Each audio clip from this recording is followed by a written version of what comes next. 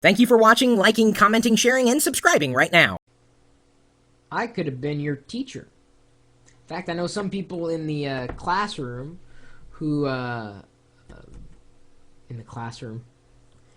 chat room, who go to school and are taught by people I used to go to college with, my contemporaries.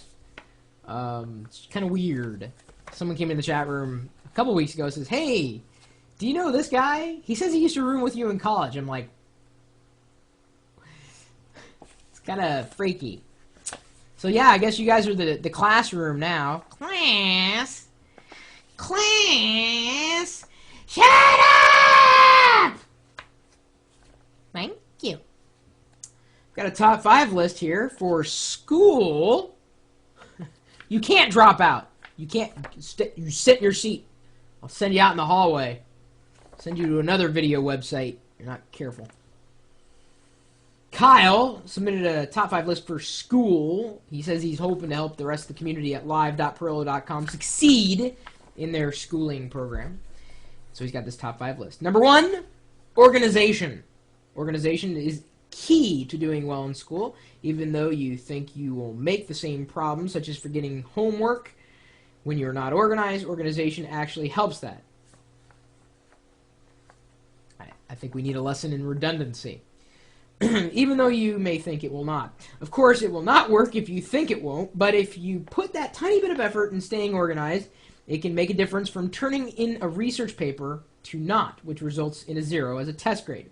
Organization will go a long way, even in the future. Once you are in college, you will not have your parents or teachers reminding you to do everything or helping you. You will be independent. Oh, that's very true.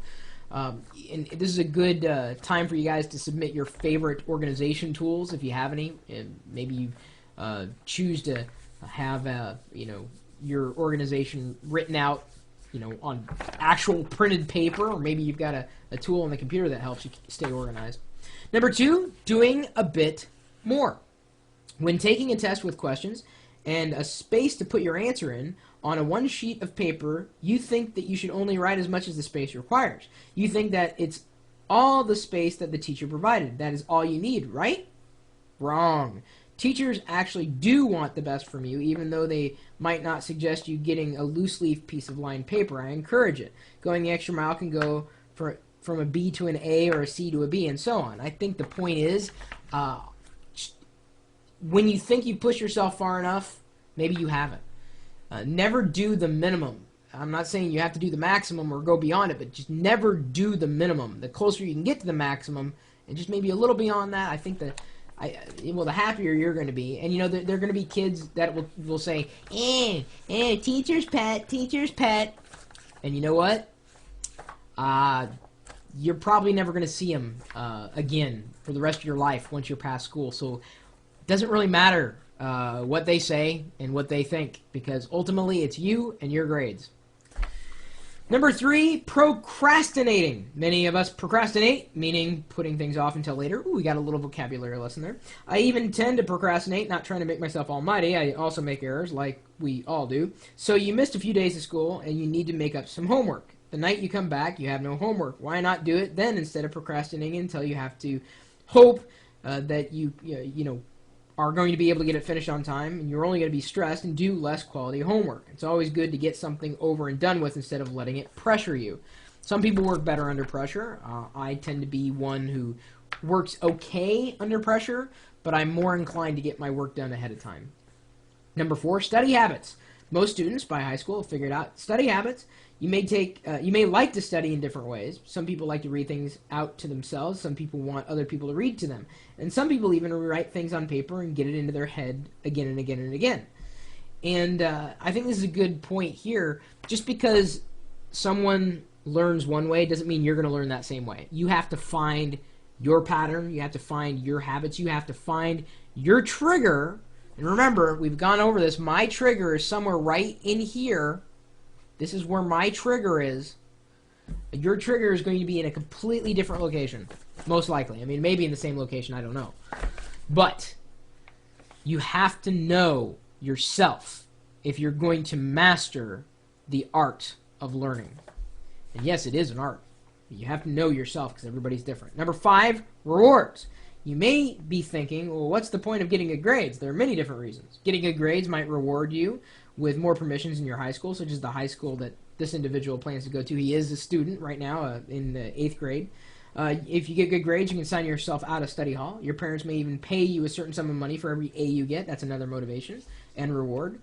And you know, I think knowledge is its own reward. And I know that sounds a little bit trite of me to say, but it's true. I mean, there's some things, a lot of things from my earlier years of education that I don't remember, but it gave me a foundation upon which I became interested in just taking in information.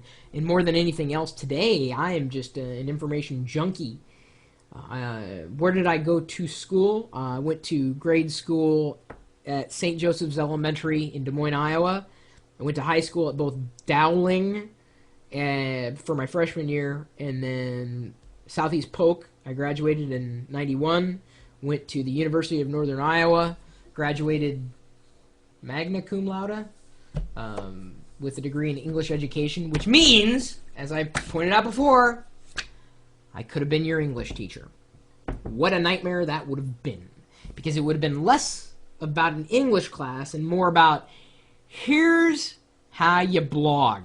I would have had everybody in my class blogging every single day about anything they were passionate about. And then I would grade them on their grammar on their blog.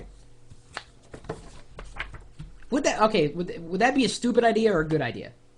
I mean, we'd have to get like parents' permission and everything because you're putting yourself on the web, but maybe we'd have to do it anonymously or whatnot. But wouldn't that be a good idea? You'd practice every day, you know, and you'd blog, so you'd have all this content that was yours. You know, you wouldn't get graded necessarily by, I mean, grammar would be a big part of it, certainly, but you'd largely get graded on your personal voice. Because I think it's important to develop your personal voice. That helps you develop your English skills. And you need to communicate. And we're not perfect, none of us. You know, we all make mistakes, and I see that and I understand that. But practice does make perfect, and the more you can practice, the better off you're going to be. So, if anybody else has any school tips or study habits and tips to pass along related to learning and education in general, my email address is chris@pirillo.com. I do appreciate emails when they're well-crafted. There's a few grammatical errors in there, but I have a feeling that Kyle was writing better at his age than I was at his age. I've been doing a lot of writing in my adult life, a lot of blogging. Blogging is writing, and writing is blogging, and I write English. For the win! Try to get by with that, you know. Put an just do this for me. Your next term paper, sneak an FTW in there, you know? Like maybe you're doing an essay on cat on a hot tin roof and just, you know, FTW. Just throw it in there. And then even better, if the teacher goes, WTF, you know, in the margin, classic. And that may make all the difference between getting a C or an F. Keep that in mind. It could slide either way depending on your teacher. Anyway, we're typically talking tech, and you know, I'm doing my best over here. I'm not really educating. I'm just kind of being myself and passing along knowledge. And if anybody's picking anything up, that's good. I'm happy to help. I'm happy to facilitate the growth of one's mind. Typically talking tech, of course. That's where my passions lie. Sharing information. You're welcome to stop by our chat room. We're streaming this live video out every day, and if I had to grade a lot of the chatters today, they're probably about C- right now, borderline D+. They're walking that line. There are a few B students in here, maybe a couple of A's, but I think some of you guys, seriously, some of you guys are about C-. But there's a programmer in here, and he got a C++. Feel free to stop by the chat room. We're open 24 hours a day, 7 days a week at one place and one place alone, and that is live.pirillo.com. We'll see you later.